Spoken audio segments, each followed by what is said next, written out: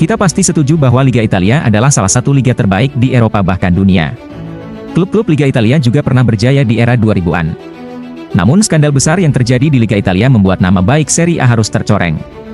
Akibatnya Liga Italia sekarang kehilangan pamor dibandingkan liga-liga top Eropa lainnya. Dan ini dia dua hal yang membuat Liga Italia menjadi liga paling kotor dan licik di Eropa. Kasus doping 1990-an. Sepanjang sejarahnya, Liga Italia atau Serie A pernah terkenal dengan kasus doping. Sekitar tahun 1990-an, kasus doping di kompetisi negeri pizza tersebut mengemuka. Beberapa pemain, termasuk dua pemain Juventus yaitu Gianluca Vialli dan Alessandro Del Piero pernah dituduh menggunakan doping. Kasus doping ini bahkan makin menguat ketika Juventus menjuarai Liga Champions 1996. Kala itu, Juventus yang berhasil mengalahkan Ajax melalui adu penalti di final, dituding menggunakan doping. Tudingan itu muncul dari pernyataan seorang pelatih Zdeněk Zeman. Bahkan mantan manajer Ajax, yaitu David N juga meyakini hal yang sama beberapa tahun setelah itu. Lewat perkataannya, Zeman mendorong agar Juventus diselidiki. Juventus juga diduga memiliki semacam rumah sakit kecil untuk melakukan hal itu. Akhirnya, penyelidikan pun dimulai. Tempat latihan Juventus digerebek, dan dalam penyelidikan itu, ditemukan 281 jenis obat-obatan. Namun, penyelidik menyimpulkan obat-obatan itu legal sesuai aturan saat itu. Tapi tetap saja, klub dibawa ke meja hijau pada tahun 2002. Kepala eksekutif kala itu yakni Antonio Giraudo dan Direktur Olahraga Luciano Moggi terseret dalam kasus ini. Namun, seorang nama muncul sebagai pelaku utama.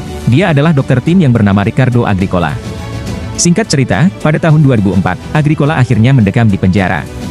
Ia mendapat hukuman 22 bulan kurungan dan denda 2.000 euro, atau sekitar 32 juta rupiah lantaran memasok pemain Juventus dengan obat peningkat kinerja dengan jumlah yang banyak. Bahkan kasus penggunaan nandrolone sempat meledak di awal 2000-an. Nandrolone ialah jenis substansi yang merupakan bentuk sintetis dari testosteron, yang sangat jelas dilarang di dunia sepak bola. Penggunaan zat ini melibatkan sejumlah pemain di Liga Italia. Bahkan nama-nama top juga tersandung kasus ini, seperti Pep Guardiola kala memperkuat Brescia, Edgar David saat di Juventus, hingga Jaap Stam saat di Lazio. Jika kita tarik mundur, nama besar seperti Diego Maradona, pesepak bola top dunia itu juga tersandung kasus penggunaan kokain, yang juga termasuk golongan obat terlarang. Sang legenda Argentina itu bahkan pernah 2 kali terbukti positif menggunakan doping. Kedua substansi tersebut ialah kokain pada 1991 dan ephedrine pada tahun 1994. Dan yang terbaru kasus doping yang terjadi di Serie A adalah kasus yang menimpa pemain bintang Juventus, dia adalah Paul Pogba. Kasus ini mencuat setelah hasil tes yang dilakukan Pogba pada Agustus 2023 lalu keluar. Ternyata dari hasil tes tersebut menunjukkan bahwa Pogba positif menggunakan doping. Akibat kasus ini, Paul Pogba harus dihukum berat yakni larangan bermain selama 4 tahun. Calciopoli 2006. Kasus besar di Liga Italia berikutnya adalah kasus Calciopoli tahun 2006, bahkan bisa dibilang kasus ini menjadi salah satu skandal terbesar di Serie A, bahkan boleh jadi terbesar di dunia sepak bola. Kasus ini melibatkan klub raksasa Italia, yakni Juventus. Bagi kalian yang belum tahu, Calciopoli adalah kasus pengaturan skor. Juventus yang berstatus satu di antara klub yang disegani di Eropa dan dunia, harus jatuh ke lubang hitam pada 2006. Setelah berlaga di Serie A selama 109 tahun, Juventus harus terlempar ke Serie B atau kasta kedua Liga Italia akibat kasus pengaturan skor ini. Kasus tersebut tak hanya mencoreng nama besar Juventus, tetapi juga menjadi aib bagi Serie A yang akan selalu diingat di sepak bola Italia dan dunia. Kasus tersebut pertama kali muncul ketika polisi dan Federasi Sepak Bola Italia atau FIGC melakukan investigasi terhadap hasil pertandingan di Serie A musim 2004, 2005 dan 2005-2006. Polisi dan FIGC mencurigai adanya kecurangan pada pertandingan yang melibatkan Juventus.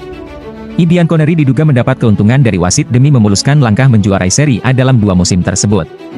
Pada musim 2004-2005, Sinyonya tua bercokol di puncak klasemen dengan 86 poin. Unggul 7 poin atas AC Milan di urutan kedua. Sedangkan musim 2005-2006, Juve mengumpulkan 91 poin, berjarak 15 poin atas Inter Milan di posisi runner-up. Setelah melakukan serangkaian penyelidikan dan investigasi, bukti-bukti pun mengarah kepada Luciano Moggi, yang ketika itu menjabat sebagai Direktur Umum Juventus. Moggi melakukan percakapan dengan beberapa pejabat dari sepak bola Italia untuk memengaruhi penunjukan wasit. Seperti dilansir Tes Football Times, Moggi melakukan berbagai cara untuk mengatur pertandingan yang melibatkan Juventus. Pria asal Italia itu melakukan ratusan panggilan dan menerima telepon, pemerasan, penyuapan, hingga ancaman kekerasan. Bukan hanya itu, orang yang tidak mematuhi instruksinya bakal terluka, mereka yang tidak setuju akan menjadi ofisial pertandingan dengan status buruk, sedangkan wasit yang tidak patuh maka karirnya akan hancur berantakan. Hingga pada akhirnya, Juventus dan Luciano Moggi diputuskan bersalah. Pihak FIGC pun menjatuhi hukuman kepada Juve berupa degradasi ke Serie B atau kasta kedua Liga Italia, dan juga pengurangan poin hingga 30 poin, serta Juve tak berhak tampil di Liga Champions. Sudah jatuh tertimpa tangga, mungkin itulah peribahasa yang tepat untuk menggambarkan keadaan yang dialami Juve kala itu, bagaimana tidak. Setelah mendapat sanksi degradasi dan pengurangan 30 poin, gelar yang didapat Juve di 2 musim sebelumnya juga harus dicopot, yaitu musim 2004, 2005 dan musim 2005, 2006. Tak sampai di situ, Juve yang berlaga di Serie B, harus mengalami eksodus besar-besaran pada musim panas 2006. Sang pelatih mereka yakni Fabio Capello, memutuskan untuk meninggalkan Juve dan menerima tawaran dari Real Madrid. Selain itu, Fabio Cannavaro dan Emerson juga menyusul Capello ke Madrid. Selanjutnya Zlatan Ibrahimovic dan Patrick Vieira juga pergi dari Juve dan hengkang ke tim rival yakni Inter Milan.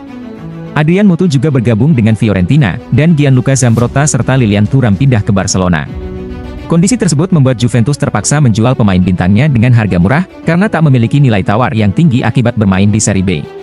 Adapun sang dalang utama dari kasus ini yaitu Luciano Moggi. Pihak FIGC menjatuhi sanksi kepada Moggi berupa larangan beraktivitas di dunia sepak bola seumur hidup.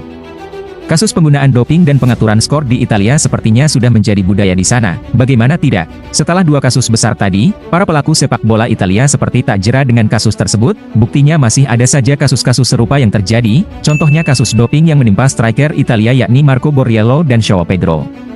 Dan juga kasus pengaturan skor yang dilakukan Atalanta di musim 2011-2012, yang saat itu mereka lakukan agar mereka bisa promosi ke Serie A. Bahkan kasus ini juga menyeret nama-nama beken lainnya seperti Antonio Conte, Leonardo Bonucci, Domenico Criscito, dan Stefano Mauri.